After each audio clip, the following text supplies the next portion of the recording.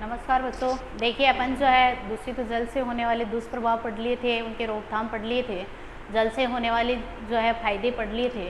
देखिए आपके राजस्थान में अपने जो है गंभीर समस्या नारू रोग की है और नारू रोग जो है उसका कई बार आपके बोर्ड एग्जाम में क्वेश्चन पूछते हैं कि नारू रोग के रोगजनक का क्या नाम है। तो अपना नेक्स्ट जो है क्वेश्चन है कि नारू रोग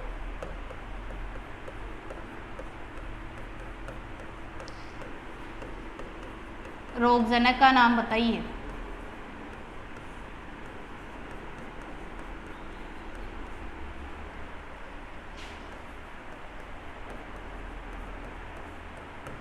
कई बार बोर्ड एग्जाम में क्वेश्चन आता है कि नारू रोग के रोगजनक का नाम बताइए, तो अपन को आंसर देना है नारू रोग का एक कर्मी होता है और उस कर्मी का नाम होता है ड्रेकनकुलस मेंडिनेंसिस।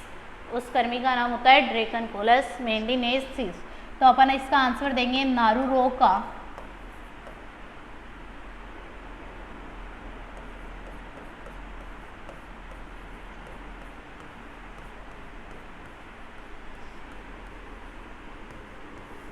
नारू रोग का रोगजनक, और नारू रोग के रोगजनक का नाम हो जाएगा मेंडिनेंसिस, ड्रेकनकुलस मेंडिनेंसिस।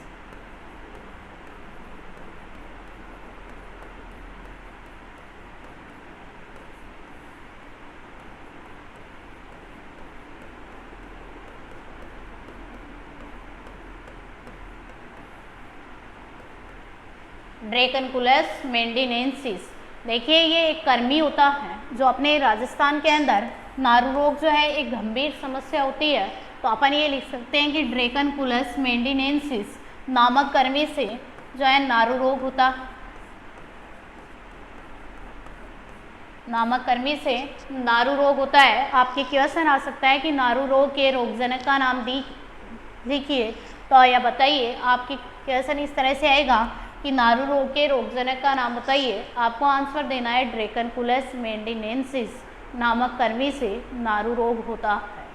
देखिए अपने मानव स्वास्थ्य के अंदर पहला जो टॉपिक था वो कंप्लीट हो गया है कि पीने योग्य जल के क्या गुण थे, दूषित जल के क्या दुष्प्रभाव थे, और जल जो है पर्याप्त मात्रा में पीने से क्या क्या फायदे हो सकते हैं। दूषित जल के अंदर ही अपना एक जो है क्वेश्चन है कि राजस्थान के अंदर नारू रोग एक गंभीर समस्या है। तो नारू रोग के रोगजनक का नाम जो है ड्रेकनकुलस मेंडिनेंसिस था। अपन नेक्स्ट बात करेंगे कि रक्तचाप क्या होता है, ब्लड प्रेशर क्या होता है।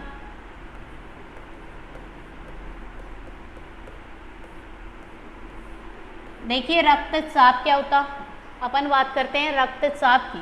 देखिए रक्तचाप को सबसे पहले स्टीफन ने मापा था, वैज्ञानिक का नाम था स्टीफन हेल्स।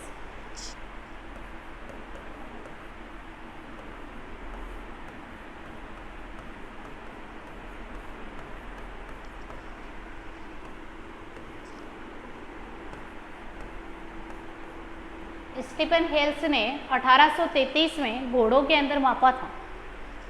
किसके अंदर मापा था? स्टीफन हेल्स ने घोड़ों में मापा था।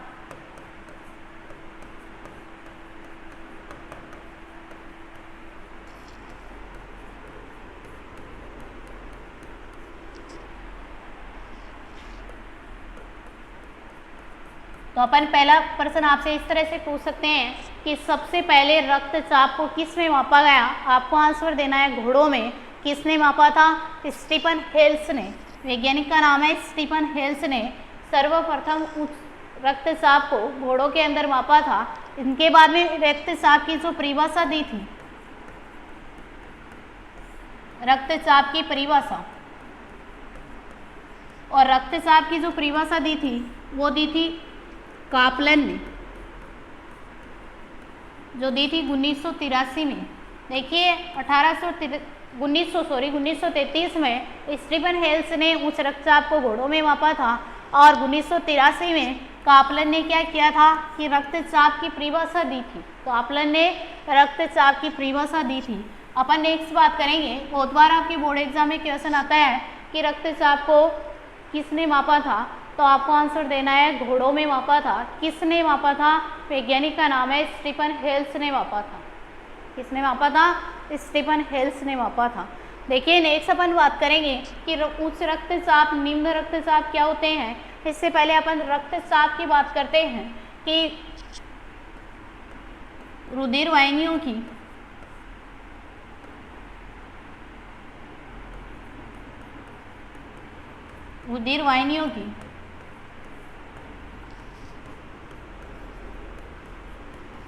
भित्ति के विरुद्ध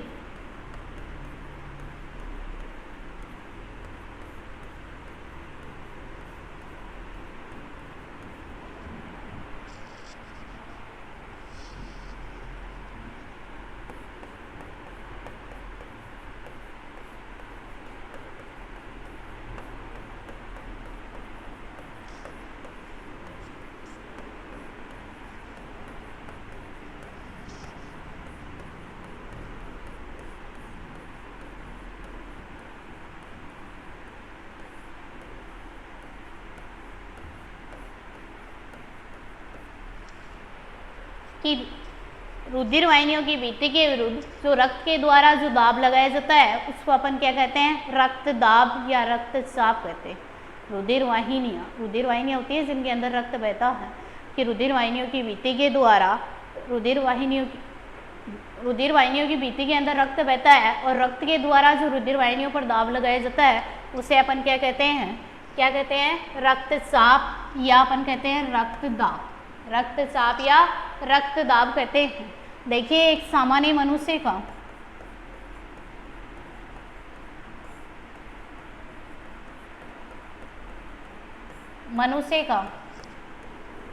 एक होता है परकुंचन दाब,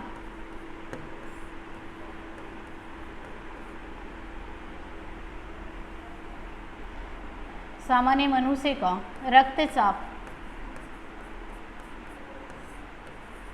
80/120 mm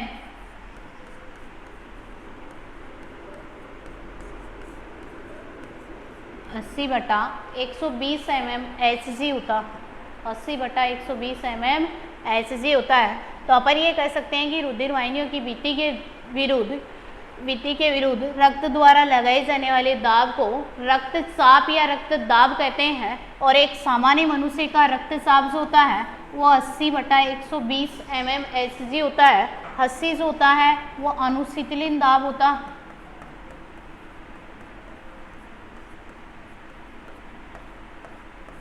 और 120 जो होता है उसको अपन बोलेंगे परकुंचन दाब। तो अपन ये कह सकते हैं कि एक सामान्य मनुष्य का अनुशीतलन दाब जो है 80 mm Hg होता है। और mm Hg का मतलब है मिलीमीटर पारा, और यहाँ परकुंचन दाब जो होता है 120 mm Hg होता है।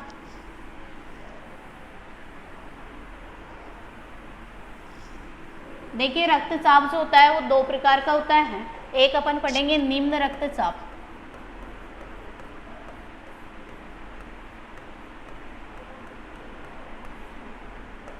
दूसरा अपन पढ़ेंगे उच्च रक्तचाप।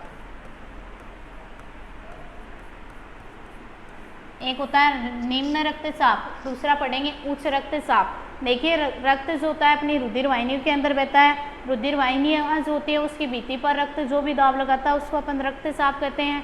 और एक सामान्य मनुष्य का रक्तचाप जो होता है 80/120 mm Hg होता है। अपन यहाँ बात करेंगे कि रक्तचाप जो है दो प्रकार का होता है।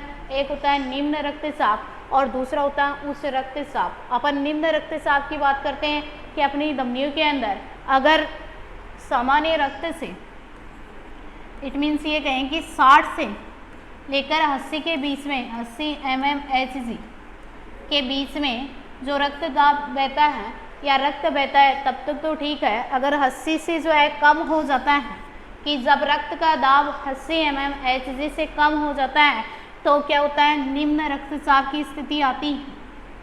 तब निम्न रक्तचाप की स्थिति आती है। देखिए एक अपन कहते हैं एक तो बीपी लो होती है, एक बीपी हाई होती है। बीपी लो जो होती है उसको बोलेंगे निम्न रक्तचाप, बीपी हाई होती है उसको अपन बोलेंगे उच्च रक्तचाप। और बीपी लो होने से अपन को जो है चक्कर आते हैं, बेहोशी आती है, ये सारे जो है लक्षण दिखाई देते हैं। और इसके लिए अपन को जो है एक सामान्य मनुष्य का धमनियों के अंदर जो दाब होता है निम्न रक्तचाप वो 60 से लेकर के 80 mm Hg के बीच होता है। अगर 60 से कम mm Hg से हो जाता है तब निम्न रक्तचाप की समस्या उत्पन्न होती है।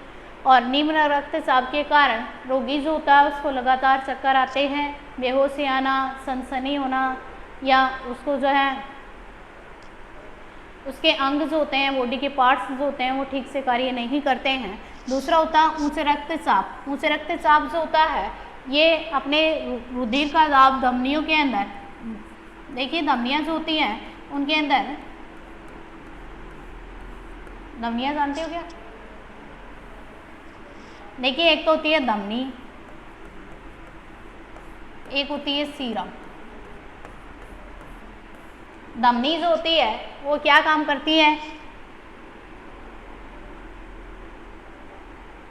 क्या काम करती है कि हृदय से रक्त को ले जाकर के अंगों को पहुंचाने का कार्य करती है, कि हृदय से रक्त को अंगों तक पहुंचाने का कार्य करती है, कि अपने हृदय से रक्त को लेकर के शरीर के अन्य अंगों तक पहुंचाने का काम जो करती है वो धमनी करती है। सीरा जो होती है वो क्या करती है कि अंगों से, ये शरीर के जितने भी अंग हैं उनसे रक्त लाती हैं और हृदय में इकट्ठा करने का कार्य करती हैं। क्या करती है? हृदय के अंदर इकट्ठा करने का कार्य करती है। तो अपन ये कह सकते हैं कि धमनी जो होती है हृदय से रुधिर को शरीर के अन्य भागों तक पहुंचाने का कार्य करती है। सीरा जो होती है वो शरीर के विभिन्न अंगों से रक्त को इकट्ठा करके हृदय में लाने का काम करती है, हृदय में लाने का काम करती है। देखिए धमनी जो होती है उसके अंदर शुद्ध रुधिर बहता, इसके अंदर शुद्ध रुधिर बहता और शुद्ध रुधिर, सीरा जो होती है इसके अंदर अशुद्ध रुधिर बहता,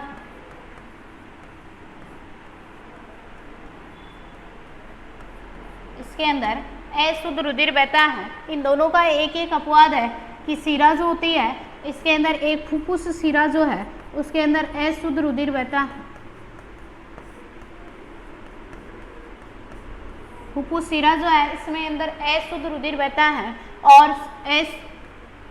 अशुद्ध रुधिर जो है सिराओं में बहता है। लेकिन एक अपवाद है इसका भी कि फुफ्फुस जो सीरा होती है इसके अंदर शुद्ध रुधिर बहता, इसके अंदर शुद्ध रुधिर बहता। तो अपन ये कह सकते हैं कि हृदय से जो है रुधिर को अन्य भागों तक पहुंचाने का काम जो है धमनी करती है। धमनी की जो है वाल मोटी होती है, भित्ति मोटी होती है, इसलिए इसके अंदर रक्त जो होता है वो जो है दाब के साथ बहता है। धमनियाँ जो होती हैं इनके अंदर रुधिर शुद्ध बहता है। एक फुफ्फुसीय धमनी जो है इसके अंदर अशुद्ध रक्त बहता है। देखिए सीरा जो होती है ये अंगों से जो है विभिन्न अंगों से रक्त को इकट्ठा करके हृदय में लाती है, इसके अंदर अशुद्ध रुधिर बहता है। और एक फुफ्फुस सीरा जो होती है इसके अंदर शुद्ध रुधिर बहता है, बाकी जो है इनके अंदर अशुद्ध रुधिर बहता है। तो अपन ये कह सकते हैं कि उच्च रक्तचाप धमनियों में जब दाब बढ़ जाता है और जब रक्त का दाब धमनियों में बढ़ जाता है तो उसे अपन उच्च रक्तचाप कहते हैं। और उच्च रक्तचाप की जो समस्या है, देखिए एक सामान्य मनुष्य का उच्च रक्तचाप जो होता है वो 90 से लेकर के 120 mmHg के मध्य होता।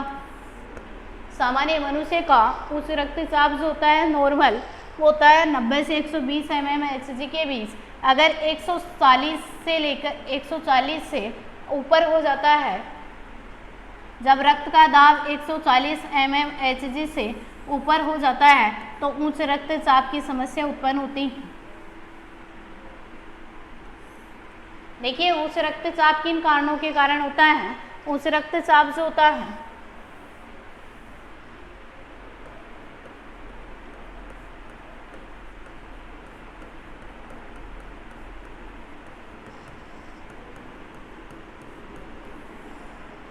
कारण, किन कारणों के कारण होता है? उच्च रक्तचाप जो है ज़्यादा मिठाई खाने से होता है। तो अपन ये लिख सकते हैं कि उच्च रक्तचाप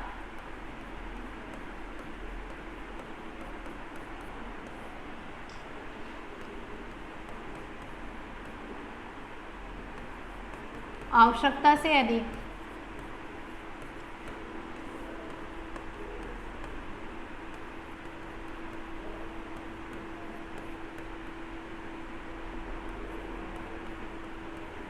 मिठाइयाँ,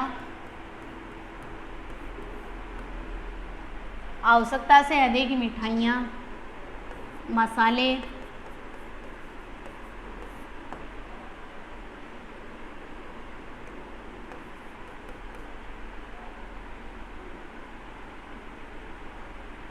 अचार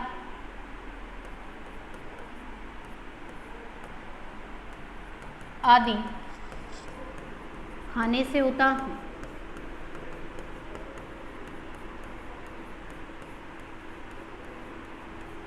कि उच्च रक्तचाप जो है आवश्यकता से अधिक मिठाइयाँ खाने से होता है, आवश्यकता से अधिक जो है अचार वगैरह खाने से होता है, मसाले खाने से होता है। नेक्स्ट अपन ये दे सकते हैं कि अधिक पेय पदार्थों के सेवन करने से, अधिक पेय पदार्थों जैसे चाय, कॉफ़ी,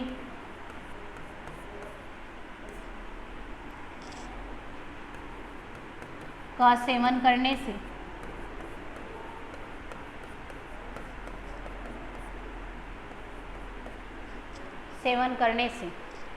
नेक्स्ट अपन ये लिख सकते हैं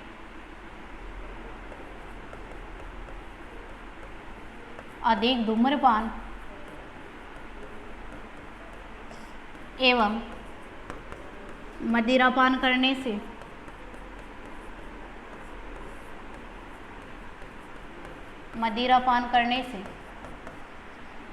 नेक्स्ट अपन लिख सकते हैं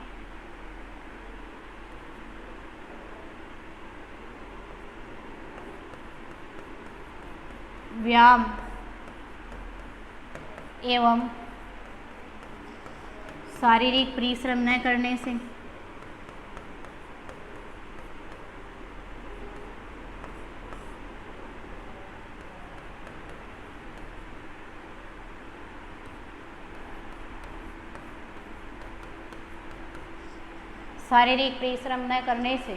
देखिए अपन और लिख सकते हैं इसके अंदर स्थिर जीवन यापन करने से,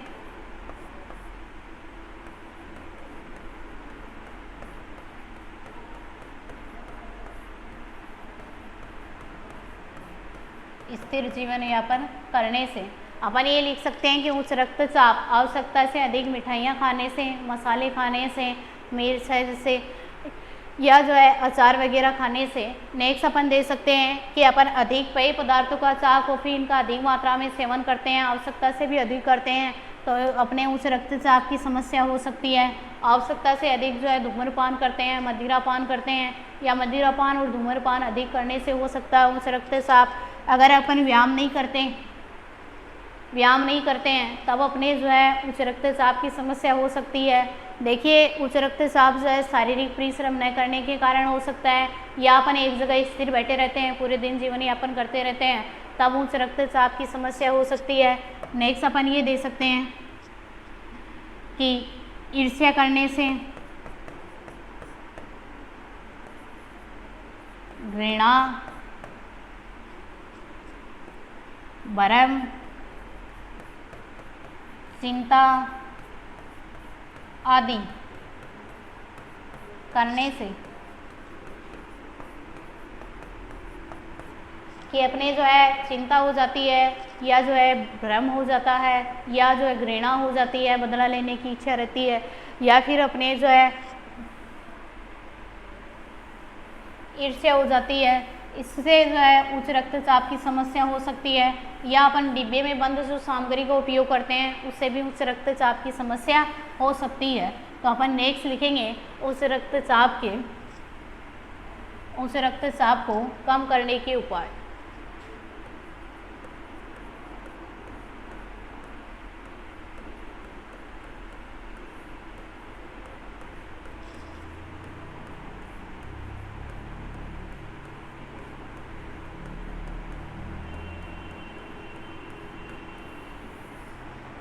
उच्च रक्तचाप को कम करने के उपाय। देखिए उच्च रक्तचाप जो है इसको अपन किस प्रकार से कम कर सकते हैं।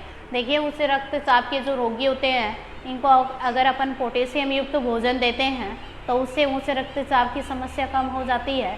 तो अपन ये लिखेंगे कि उच्च रक्तचाप के रोगियों को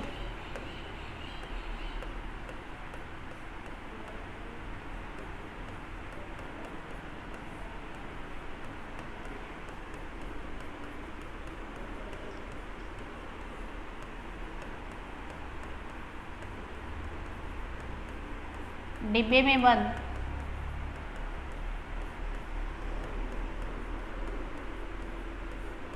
सामग्री का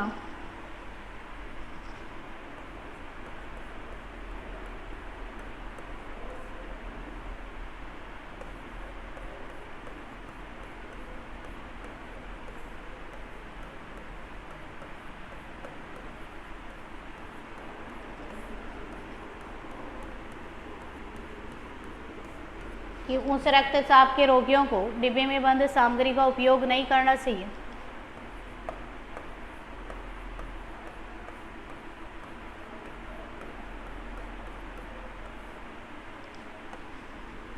उस रक्तचाप के रोगियों को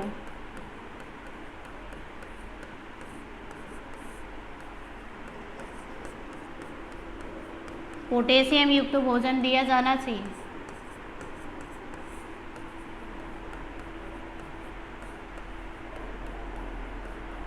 पोटेशियम युक्त भोजन दिया जाना चाहिए।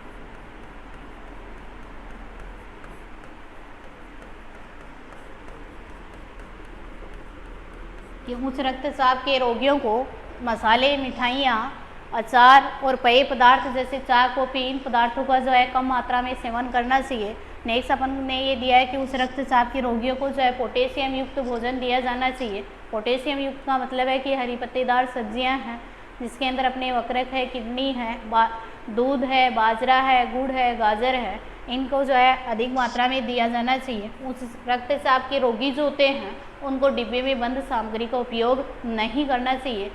देखिए अपना नेक्स्ट जो है टॉपिक है वो है नशीले पदार्थ।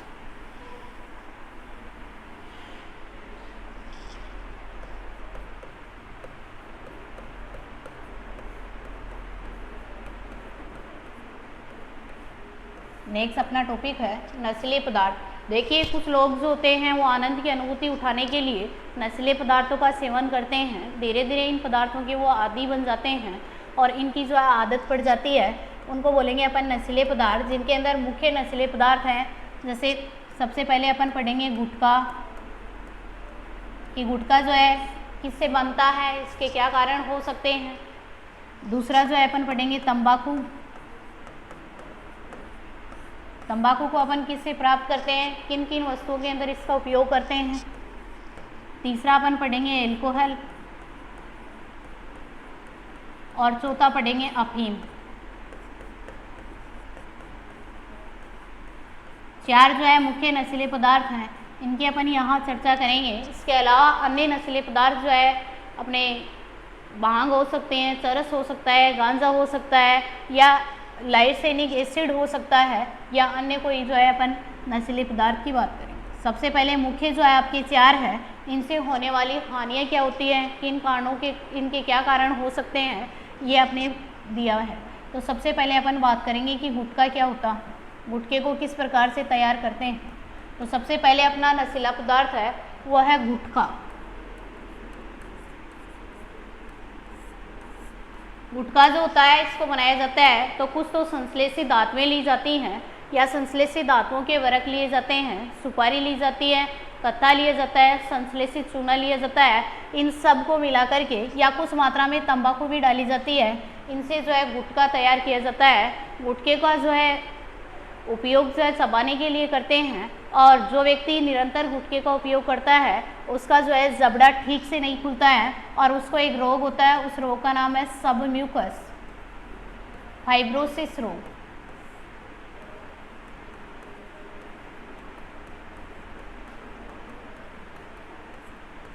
देखिए सबम्यूकस फाइब्रोसिस रोग होने के कारण जो है जबड़ा ठीक से नहीं खुलता है। आपके क्वेश्चन आ सकता है कि सबम्यूकस फाइब्रोसिस रोग का कारण एवं लक्षण बताइए, तब आपको आंसर देना है कि सबम्यूकस फाइब्रोसिस रोग का कारण जो है गुटखा खाना है और इसका लक्षण देना है कि जबड़ा ठीक से नहीं खुलता है या जबड़ा टेढ़ा हो जाता है। तो अपन इसकी बात करेंगे गुटखे की। गुटखे को सुपारी, संश्लेषित धातुओं के वर्ग,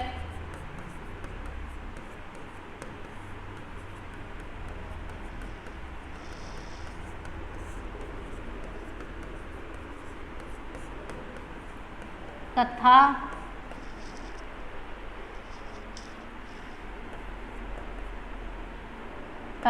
कुछ मात्रा में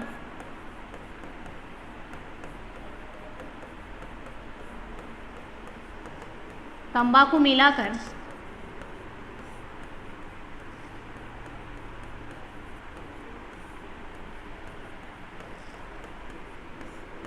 तैयार किया जाता।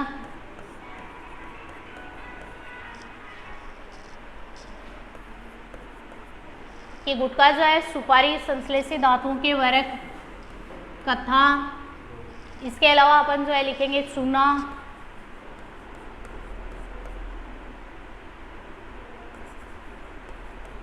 तथा कुछ मात्रा में तंबाकू मिला करके गुटखे को तैयार किया जाता। कुछ मात्रा में तंबाकू मिला करके क्या किया जाता है, गुटखे को तैयार किया जाता है। देखिए गुटखे का कारण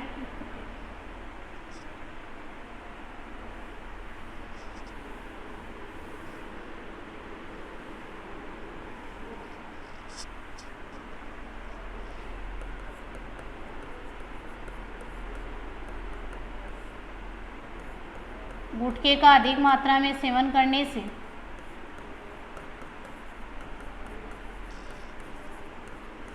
अधिक मात्रा में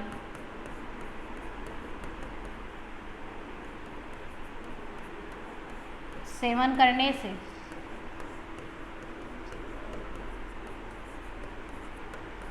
जबड़ा ठीक से नहीं खुलता।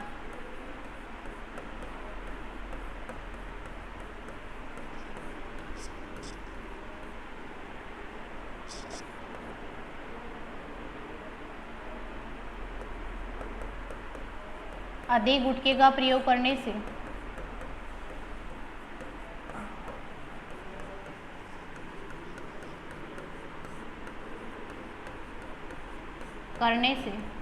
सबम्यूकस फाइब्रोसिस रोग हो जाता।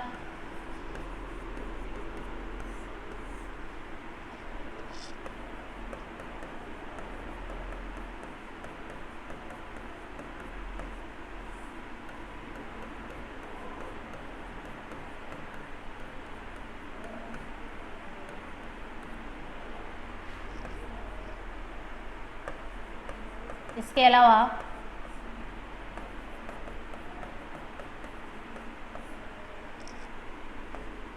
मुंह का कैंसर होने की समस्या भी रहती है।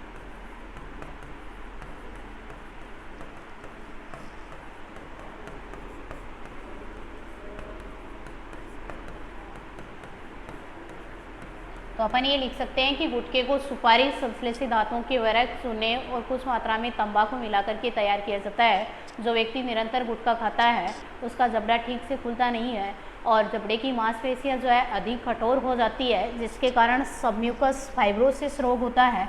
और सबम्यूकस फाइब्रोसिस रोग होने के कारण जो है जबड़ा ठीक से नहीं खुलता है। इसके अलावा अपन देख सकते हैं कि अधिक गुटखे का प्रयोग करने से कैंसर रोग हो सकता है। अपन नेक्स्ट पढ़ेंगे तंबाकू, जो नेक्स्ट क्लास में पढ़ेंगे। धन्यवाद।